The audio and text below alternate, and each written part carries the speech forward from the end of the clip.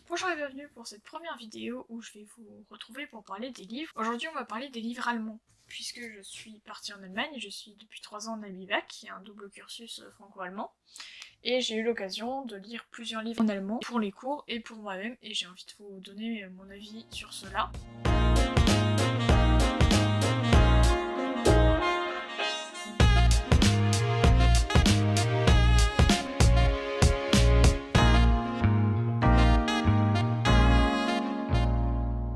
Avant de commencer, il faut savoir que je vais faire forcément un deuxième opus avec vos recommandations à vous, puisque j'en ai déjà différentes de mes amis, et que j'ai pas envie d'intégrer dans celle-là, puisque je ne l'ai pas lu moi-même, et que j'ai envie d'avoir leur avis un peu plus développé sur la chose, donc voilà. Pourquoi les livres en allemand? Déjà, il faut savoir que c'est pas que des livres en allemand dont je vais parler, c'est des livres allemands, donc si jamais vous parlez pas allemand, vous pouvez très bien les lire en français. Et puis, pourquoi lire en allemand? Je pense qu'être confronté à la langue, c'est le meilleur moyen pour s'améliorer, et personnellement, puisque j'aime beaucoup lire déjà en dehors, vous présenter les livres allemands me semblait une évidence dès que j'ai voulu réfléchir à la chaîne qui parle de franco-allemand. Donc j'ai différents styles de livres. Vraiment, il y a de tout. Je pense que je vais commencer par la première trilogie allemande que j'ai lue, qui s'appelle la trilogie des gemmes, dont le premier tome est ici. En allemand, la trilogie ne s'appelle pas la trilogie des gemmes, mais Liebe geht durch alle Zeiten, donc littéralement l'amour traverse le temps. C'est une romance. Il faut savoir que je n'aime pas du tout les romances, mais celle-là, ça passe, parce que ce n'est pas seulement une romance. C'est un roman young adult, donc pour ados, grosso modo, et qui va parler de voyage dans le temps, comme son nom l'indique, aussi autre que Liebe. Dans ce premier tome, on va suivre Gwendoline, qui a 16 ans, donc c'est vraiment le langage est assez jeune, et du coup ça va changer de ce qu'on va avoir en cours, et qui est plus formel en fait. Elle va découvrir qu'elle peut voyager dans le temps, et donc ça va être plein d'allées et venues entre le futur et le présent, ce que j'aime beaucoup dans les livres. Et ce que j'aime bien aussi, c'est qu'on voit que la trilogie a été pensée comme une trilogie. C'est-à-dire que c'est pas le tome 1, ça a bien marché, après le 2, le 3. Il y a des problèmes qui se posent dès le tome 1 qui vont être résolus dans le tome 3. Et donc voilà, c'est une série que j'ai bien aimée. Je l'avais lue en français quand j'étais plus petite. Je voulais la relire, en fait je suis en train de relire les livres que j'ai lus quand j'étais plus petite pour avoir un avis plus critique dessus. Ce qui est pas forcément une bonne idée parce que je détruis tous les trucs de mon enfance, mais bon c'est pas très grave. Et du coup celui-là j'ai voulu le lire en allemand. Et c'est le premier livre qu'on m'a offert en allemand parce que Kerstin Gill, l'auteur, est allemande. Le tome 1 j'ai bien aimé, le tome 2 moins, parce que le tome 2 était vraiment centré sur la romance et... voilà. Par contre le tome 3 et le tome 1 ont été vraiment très très bien, parce que les deux, voilà comme je l'ai dit, ça se résout dans le tome 3. Donc voilà. Je vous le conseille quand même si j'ai pas forcément hyper aimé cette année. Et donc on enchaîne avec Titan Herz, qui s'appelle Cœur d'encre en français, parce que Titan, l'encre, et Herz, le cœur, de Cornelia Funke. Donc je vais vous parler de Titan Herz, mais bien plus courtement, puisque je ne l'ai pas lu moi-même. J'ai juste vu le film, parce qu'on l'avait tous vu en seconde, et j'ai acheté le livre quand j'étais en Allemagne. Et ça va être la revue d'une de mes amies, donc dans la prochaine vidéo. Oui, je balance comme ça si elle veut pas, elle est obligée maintenant. Et tout ce que je sais, c'est que ça va être un mélange entre du réel et de la fiction, puisque ça va être un mélange avec le monde des livres, d'un livre en particulier, je crois. Et voilà. Il y a des petites illustrations et tout. Franchement, j'ai très très hâte de lire. Mais du coup, je vous donnerai mon avis quand je le lirai. Mais je pouvais pas faire une vidéo sur les livres allemands sans vous parler de Cornelia Funke et de Cœur d'encre, puisque c'est quand même un classique, je pense. Et c'est une trilogie aussi. Je vais passer à une petite section quand même sur les livres qu'on a lus en cours. Donc, j'ai mes 4 œuvres de littérature. Je vais vous les faire dans l'ordre qu'on a fait. Der Sandmann de Hoffmann. Donc ça va être l'histoire d'un... Ça va être au début... Déjà le début est épistolaire. Donc ça c'est plutôt intéressant. Et après ça va être une narration normale. C'est l'histoire d'un jeune homme qui est pas très bien dans sa tête. Et qui est traumatisé par un ami de son père. Qui était pour lui le marchand de sable. Et voilà. C'est pas très long du tout. On a commencé par 46 pages. Par contre, c'est très chiant, personnellement je trouve. Et je suis pas la seule à avoir trouvé ça très chiant. C'est très compliqué à lire, parce que c'est du vocabulaire du 19e siècle. Et j'ai pas aimé ni le fond ni la forme. Donc voilà. Si vous n'êtes pas un manga, que vous n'êtes pas obligé de le lire, je ne vous conseille pas l'homme au sable de Hoffman, sachant que je l'ai lu en français moi en plus, hein, parce que bien sûr c'est la première œuvre, donc j'ai lu en allemand et j'ai lu en français, et même en français, voilà. Donc à la limite avec l'interprétation qu'on fait en cours, bon ça devient un minimum intéressant du fond et dans la période du romantisme, avec voilà pourquoi est-ce qu'il dit ça, mais bon. C'est pas une grande réussite ce livre. Par contre, le deuxième livre de première, Die Physiker, déjà comme ça l'indique son titre, Les physiciens, ça ne pouvait que me plaire, parce que c'est une pièce de théâtre qui va se passer au moment, enfin l'auteur l'écrit au moment de la guerre froide, au moment où il y a vraiment de la tension au niveau nucléaire. Et donc ça va être une réflexion sur la science, sur la responsabilité des scientifiques, et en l'occurrence des physiciens, avec de l'espionnage. C'est trop bien. Franchement, ça pour le coup, je vous le conseille, même en français, ceux qui font pas du tout allemand, je vous le conseille vraiment, ou même vous pouvez le voir, donc il y a une pièce de théâtre filmée, qui sont exactement les dialogues du livre, c'est-à-dire qu'on peut très bien suivre et lire le livre, et en même temps regarder la mise en scène, qui est très très bien. Je vous la mettrai en description. Aber Albert! Wollen Sie mich verhaften, weil ich die Krankenschwester erdrosselt oder die Atombombe ermöglicht habe? Aber Albert... Wenn Sie da an dem Schalter drehen, Sprichwort, was geschieht dann? Was Licht geht an, Albert. Sie stellen einen elektrischen Kontakt. Verstehen Sie etwas von Elektrizität? Ich bin kein Physiker. Ich verstehe auch nicht viel davon. Ich stelle nur aufgrund von naturwissenschaftlichen Beobachtungen eine Theorie auf.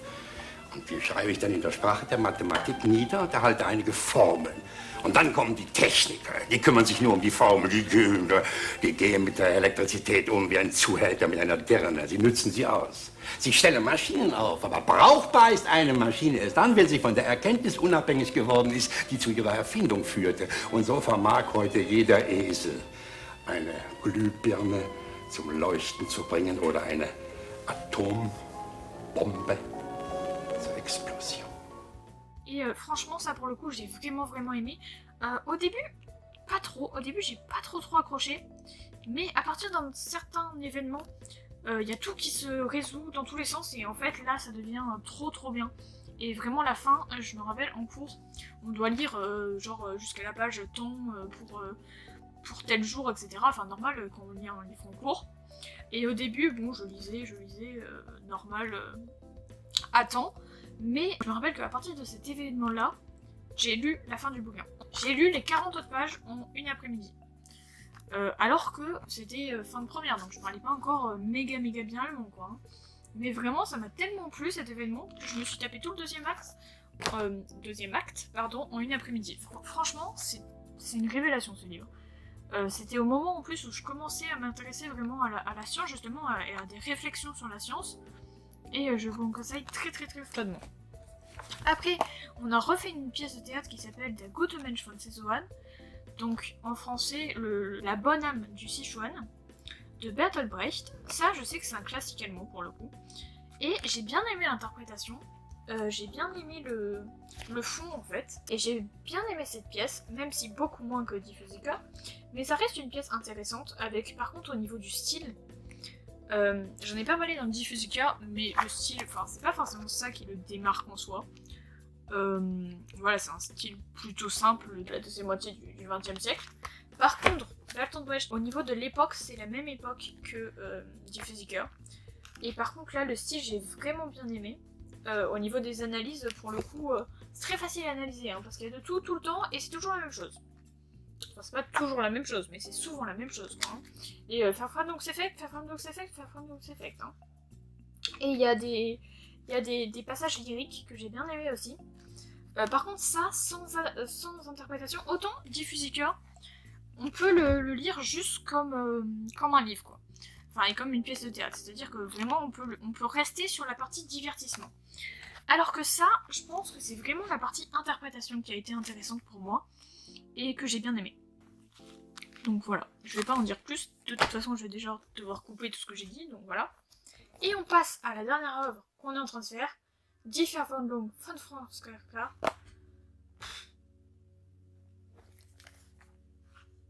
Je retourne sur le Sandman. Franchement, c'est la même impression, j'ai pas envie d'aller en cours de litté avec ça. C'est vraiment, c'est très très long. J'aime pas cette œuvre. Je l'ai pas lu en français pour le coup, celle-là, mais franchement, c'est compliqué à lire. Pour le coup, par contre, j'apprends plein de vocabulaire.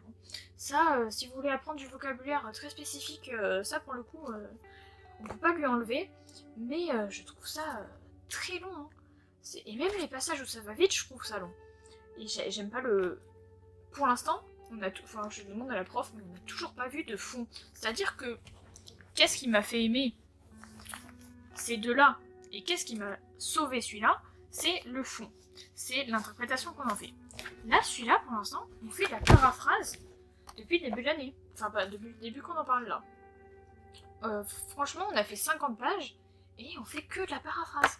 C'est-à-dire que la prof nous a dit qu'il n'y avait pas... Et c'était pas comme l'autre où c'était vraiment à fond, on la fallait prendre pour l'histoire. Et du coup, ça perd de... Personnellement, je trouve que ce qui m'intéresse un minimum en littérature, qui n'est pas du tout ma matière préférée, c'est justement d'aller voir le fond de l'auteur, quoi. Et puisque là, on le fait pas, ça me saoule. Du coup, j'ai quand même quelque chose à vous dire sur ça. C'est que il y a un livre audio de Die Verwandlung, et c'est comme ça que j'arrive à lire. La première fois, je l'ai lu en entier comme ça, mais j'étais pas vraiment concentrée, et puis je lisais à moitié, quoi. Histoire d'avoir une idée, mais au final, j'ai rien compris, donc j'ai compris le début et la fin. Au milieu, de temps en temps, il y avait des petits passages, mais c'est tout. Par contre, là, quand on l'a relu en cours, ce que je fais, c'est que je me mets le livre audio, comme ça me force à lire, en fait, et en même temps, ça me fait de la compréhension orale, puisque, du coup, j'entends l'accent, en fait, du monsieur qui lit. Et franchement, je pense que c'est un bon moyen de tirer parti du livre, même si j'aime pas. C'est la compréhension. Voilà, du coup, je me concentre vraiment sur compréhension, grammaire, vocabulaire. Ce que j'avais tendance à pas plus me concentrer que ça sur les autres œuvres, puisque ça m'intéressait quand même, à part le Sandman. Je sais pas, je me dis que si on nous le fait lire en début bac, c'est que ça doit faire partie quand même de la culture allemande, tout ça. Kafka, c'est quand même assez connu. La Métamorphose, c'est un titre que je connaissais même avant de le lire. Et pareil, le procès, voilà, c'est connu. Mais j'aime pas le style. C'est trop long. Et c'est ça qui le caractérise, c'est des phrases très longues, très descriptives. Et je trouve ça pénible à lire. Et je trouve ça... En vrai, il y a pas mal de trucs à analyser, hein. Franchement, on a fait une analyse, en vrai, ça c'est très bien. Mais c'est très très ennuyant, je trouve. Parce qu'en fait, on va aller analyser comment est-ce que l'auteur va nous transmettre telle ou telle émotion. Et pas comment est-ce que l'auteur veut nous transmettre telle ou telle idée. Et du coup, ça m'intéresse moins. Même si, ça, en vrai, je tire quand même des choses pour personnellement, pour après faire de l'écriture moi-même. Mais en tant que livre à lire, franchement, je vous conseille. Voilà. Pour finir sur la partie sur littérature, qu'est-ce que c'est que tout ça ?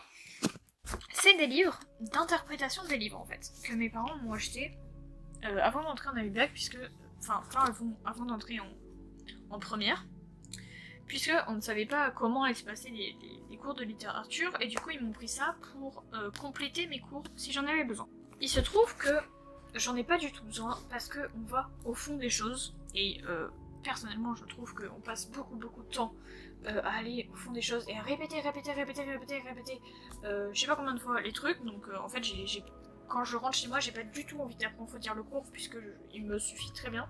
Mais là, je vais commencer à préparer mon demi-tour, puisque ça va arriver vite, hein, c'est dans un mois. Et je pense que je vais me servir de ça plutôt que de me servir de mon cours, puisque de une, mon cours, il est pas forcément très bien pris. De deux, ça me donne une vision que ma professeure, puisque, enfin voilà, une interprétation, ça reste quand même assez personnel, et j'ai envie de voir les interprétations. Donc il y a deux Il y a 2 éditions en fait, où à chaque fois j'ai pour les 4 livres. J'ai commencé quand même pour Diffusiker parce que ça m'avait intéressé, donc j'avais regardé, et c'est bien fait. Franchement c'est bien fait, les 2 se complètent assez bien d'édition. Si je devais vous en conseiller une des 2, je vous conseillerais plutôt celle-là, donc Königserläuterung, parce que comme son nom l'indique, c'est des Erläuterungen, ça complète le cours, et je trouve la forme mieux en fait. Et vu que je les ai pas lus et que je peux pas vous dire le fond, bah je reste sur la forme, et je trouve ça beaucoup plus pratique parce qu'on sait qui est où, et on sait à quoi s'attendre sur chaque truc, et voilà, je trouve ça plus compris de ce côté-là. Vous n'êtes pas obligé du tout, hein, vous pouvez très bien le faire sans avoir ces livres-là. Donc je ferme cette partie sur les cours de la bivac. On va rester sur les livres plutôt type scolaire dans un premier temps pour parler de grammaire. Évidemment, grammaire vocabulaire c'est quand même la base de l'allemand. Nous avons évidemment les livres type normal, donc le bled, tout ça. Pour faire des exercices de grammaire, je pense qu'au début c'est pas mal. Moi je les ai pas ici, mais je m'en étais pas mal servi. Sinon, ce que j'ai acheté en Allemagne et que j'aime vraiment beaucoup, c'est ce livre-là. Donc Deutsche Grammatik und Rechtschreibung, donc la grammaire allemande et l'orthographe. Je trouve qu'il est très bien fait. Par contre, l'inconvénient, et pourquoi est-ce que je le lis que maintenant, et pourquoi est-ce que je le conseille pas aux débutants, pour le coup, ça c'est vraiment pour aller plus en profondeur, c'est que c'est seulement de l'allemand. C'est-à-dire que c'est pas du français qui explique d'allemand, c'est vraiment de l'allemand qui explique de l'allemand. Donc faut quand même être déjà assez à l'aise pour pouvoir lire ça, et il faut être intéressé par la grammaire, parce que là c'est de la grammaire pure et dure, des règles, mais moi ça m'intéresse vraiment beaucoup, et il est très complet, il est très bien fait. Donc ça, si vous êtes intéressé par la grammaire, si vous voulez aller peut-être plus en profondeur, je vous le conseille très fortement. Si la grammaire ne vous intéresse pas plus que ça, vous voulez juste apprendre les règles voilà, de base, je pense que rester sur du bled, tout ça, ça peut être une bonne idée. Ou le truc avec la chouette, là, je sais plus comment ça s'appelle. Mais voilà, des livres type exercice. Après, pour le vocabulaire, j'ai aussi des livres, enfin voilà, du vocabulaire que j'ai trouvé dans la cabine à livres. C'est par thème, celui-là. Donc en fait, il y a différents thèmes. Moi, j'ai pris celui-là très sincèrement juste pour le thème des sciences. Parce qu'il y a tout plein de trucs sur la physique, les maths et tout. Et vu que je veux améliorer mon vocabulaire là-dedans, voilà, ça m'intéresse. Mais je pense globalement qu'avoir des livres de ce type comme ça, enfin juste du vocabulaire et des choses, enfin des petits dictionnaires de savoir comment dire ça ou ça, ben, je pense quand même que ça peut être une bonne idée si on veut s'intéresser à la langue. J'utilise beaucoup Ponce, donc qui est la même chose que ça. Donc c'est un dictionnaire en ligne qui est très complet et franchement j'aime beaucoup. Je sais pas s'il y en a qui utilisent encore Google Traduction ou quoi, allez sur Ponce, franchement c'est vraiment très bien. Moi j'ai l'appli sur mon téléphone, je m'en sers très souvent. Mais je pense qu'avoir des livres comme ça, moi je viens piocher des fois si je veux faire un truc sur un thème en particulier, je viens voir dans ce livre là, ça sert pas souvent, mais voilà. Je pense quand même, pour avoir des expressions sur différents thèmes, ben, je pense que ça peut quand même être une bonne idée d'avoir ça souvent. En plus, ceux-là, c'est des vieux livres, ça se trouve en bouquinerie, genre c'est des trucs que personne ne veut acheter, tu les as à 2 balles, quoi. Donc voilà. Mais moi, je conseille quand même d'avoir des trucs de ce type-là, ou même du vocabulaire précis sur un truc qui vous intéresse. Ça peut toujours servir. Après, dans ce que je vous présente, je pense que, voilà, personnellement, je recommande bien plus ça que des livres de vocabulaire, puisque justement le vocabulaire, on peut le trouver très facilement en ligne maintenant. Pour rester sur ça, j'ai acheté un dictionnaire allemand. Donc, les mêmes qu'on a pour l'épreuve de l'abitur. Pourquoi est-ce que j'ai fait ça? Parce que je suis le genre de personne qui se sert d'un dictionnaire, toujours, incroyable. J'ai pris l'habitude quand même d'aller chercher dans un dictionnaire papier. Je sais pas pourquoi, même si de plus en plus je vais en ligne parce que c'est quand même bien pratique. Et je sais que le Duden a un site où on peut aller chercher. Mais je sais pas pourquoi, j'aime bien le papier et je sais que même si je m'en sers pas souvent, de temps en temps, si je cherche un truc, je peux aller le chercher et il y a les différentes expressions avec les mots. Enfin voilà, c'est un dictionnaire quoi. Je trouve que ça fait faire un pas en plus dans l'Allemagne. D'avoir un dictionnaire allemand et je m'en sers quand même assez régulièrement. Je m'en sers pas très souvent. Surtout que en fait en Allemagne, c'est quelque chose que j'ai découvert quand j'y suis allée. nous, en France, je pense qu'à peu près tout le monde a un dictionnaire, même si on s'en sert pas, même si c'est dans un placard à l'autre bout. Voilà, enfin, à l'école, on a appris à se servir d'un dictionnaire, voilà. Et on sait aller chercher des mots, et si on connaît pas un mot, on va aller chercher. En Allemagne, ils se servent pas d'un dictionnaire pareil. Les seuls dictionnaires qu'il y avait, c'était Deutsch als Fremdsprache, donc en tant que langue étrangère, ce qui est totalement mon cas. Mais c'est quand même quelque chose qui m'a étonné que ils ont pas de dictionnaire chez eux comme nous. Et à part ma prof de littérature qui va chercher dans le Duden, tous les Allemands, j'en ai aucun, j'ai posé la question parce que du coup ça m'a intrigué, et il y en a aucun qui se sert d'un dictionnaire en fait, alors que je sais pas, moi-même en français, si je connais pas un mot, je vais aller chercher dans un dictionnaire, que ce soit en livre ou en ligne, enfin voilà quoi, ça tombe sur sens, ou même sur dictionnaire quoi, enfin voilà, mais eux non. Et on en vient à ce que je voulais dire, parce que oui voilà, vu que c'est Als Fremdsprache, bonjour, je suis la Rachel du montage, et il se trouve que là c'est n'importe quoi, puisque j'ai dû couper la vidéo pour aller manger et tout, et quand je suis revenue j'avais totalement oublié où j'en étais, et donc je savais plus ce que j'étais en train de vous dire, donc là je vais finir vite fait ce que j'avais envie de dire, c'est que vu que le dictionnaire est Als Fremdsprache, c'est fait exprès pour les gens qui sont pas bilingues allemands, et donc il va y avoir des petites aides de vocabulaire, des petites planches, vous savez, un peu plus comme un dictionnaire enfant, et du coup moi je trouve ça très bien fait et très adapté pour les personnes qui ne sont pas bilingues puisque c'est fait exprès, et je vous laisse avec la suite de la vidéo, j'espère que le son est pas trop pourri, où je vais vous parler d'histoire, voilà. Sur l'histoire allemande, je vais vous parler de ces livres-là. Donc déjà, j'ai 3 livres de la collection Que sais-je, donc c'est une collection universitaire des presses universitaires de France, sur tout plein de sujets, souvent plutôt sciences sociales, mais je sais qu'il y a aussi des maths et voilà. En tout cas, moi personnellement, j'ai surtout les sciences sociales, ou de la psycho. Mais donc, j'ai trouvé un triptyque, La vie allemande, Histoire de l'Allemagne et les institutions allemandes, que j'ai pas encore lu, il faut être honnête. Mais ça m'intéresse vraiment beaucoup. Et donc en tout cas, même si c'est pas ces livres-là, je pense qu'en MBBac ou après la BBac, si on est intéressé par l'Allemagne, ce qui normalement est le cas, je pense qu'avoir des livres sur la culture allemande ou l'histoire de l'Allemagne, en tout cas moi personnellement, ça tombe sous le sens. Et j'ai très hâte de lire ces bouquins-là sur les différents thèmes allemands d'un point de vue universitaire, parce que moi je m'intéresse beaucoup pour le point de vue universitaire, ou de vulgarisation scientifique, mais l'histoire vue du côté science en fait. Donc voilà.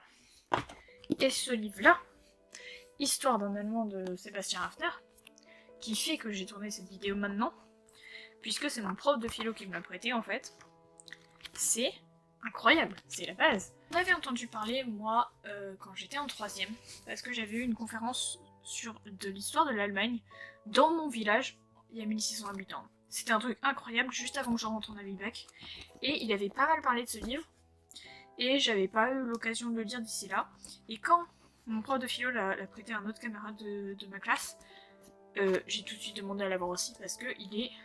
Enfin, c'est vraiment trop bien. Là, j'ai lu 100 pages, je l'ai eu avant-hier, et c'est franchement... C'est en fait un Allemand lambda, en fait, qui a rien de particulier, à part qu'il sait très bien écrire, parce que franchement, enfin, là, c'est traduit en français, mais je l'achète qu'en allemand, moi. C'est sûr, ça, c'est typiquement un livre que j'ai envie d'avoir en VO, et qui va nous parler de 1914 à 1933, de la montée du nazisme en Allemagne, mais en tant que vraiment quelqu'un qui l'a vécu, et qui va pas aller chercher à, pas à transformer, mais qui va pas aller chercher à faire autre chose que décrire ce qu'il a vécu. Et en fait, on voit l'importance de petites choses qu'on voit en histoire, des chiffres par exemple, ou l'inflation. Là, c'est ce passage que j'ai lu aujourd'hui, c'était sur l'inflation. L'inflation, je l'ai vu en 3ème, on l'a revu cette année, enfin l'année dernière, en histoire. Voilà, bah il y a eu l'inflation, bon, il y a eu telle conséquence, l'hyperinflation et tout, mais c'est pas pareil quoi. Là, c'est vécu, c'est un gamin qui avait 16 ans, qui raconte comment ça s'est passé, et c'est incroyable. Enfin, vraiment, je le conseille très fortement. Et là, j'ai pas tout lu, hein, j'en suis même pas à la montée du nazisme. puisque j'en suis à 1923. Mais déjà, juste 1914-1923, ça m'a déjà foutu une claque. Moi, je vous le conseille très très très fortement si vous êtes intéressé par l'Allemagne, même si vous parlez pas allemand, hein, encore une fois, moi je lis en français là. Ou même sur le nazisme, ou déconstruire des clichés qu'on peut avoir sur le nazisme, genre... Enfin, typiquement, quoi, genre... oh, les Allemands, ils étaient cons, pourquoi ils ont voté pour Hitler, enfin, voilà, quoi. Comprendre quelle mécanique sociétale il y avait, et les engouements, et enfin, voilà, il fait vraiment vivre le truc, et même expliquer comment il a vécu la Première Guerre mondiale en tant qu'enfant, puisque il avait 6-7 ans, je crois, il a dit, et c'est vraiment, je pense, vraiment un livre à lire. Pour rester sur le côté histoire, il me reste, personnellement, une de mes bibles, qui est ce gros livre, qui est énorme, sur Berlin. C'est une référence pour moi, très très franchement.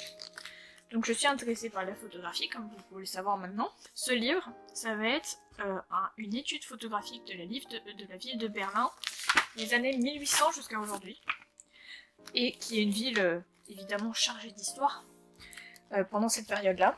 C'est une étude photographique trilingue. Pourquoi je dis trilingue alors que c'est des photos, donc voilà. Parce qu'il y a quand même beaucoup de textes, du contexte historique, sur toutes les photos qu'il y a eu. Donc on commence sur du noir et blanc, sur du sépia de la ville de Berlin en construction, dans la Prusse, jusqu'à aujourd'hui, quoi. Et puis la séparation, les guerres mondiales, la montée du nazisme. Et à chaque fois, il y a plein de citations. Et pourquoi trilingue? Parce que donc c'est de l'édition Taschen, qui est une édition photographique assez connue, et surtout qui fait un travail incroyable. Franchement, c'est une de mes éditions préférées, et pas cher. Enfin, je vous dis ça parce que, évidemment, les livres photos, ça peut vite, très très vite monter. Et celui-là, il fait 500 pages avec déjà...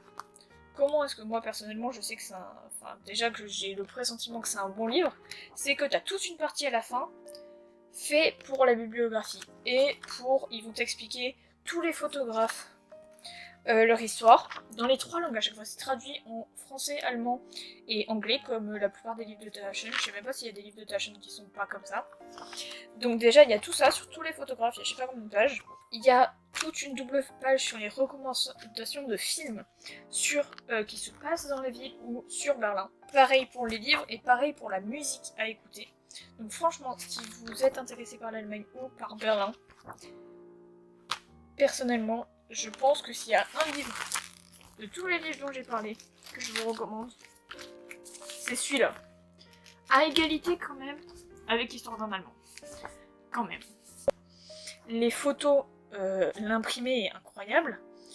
Enfin voilà, c'est franchement, c'est vraiment un très très bon livre. Petit conseil pépette, il coûte 50 €.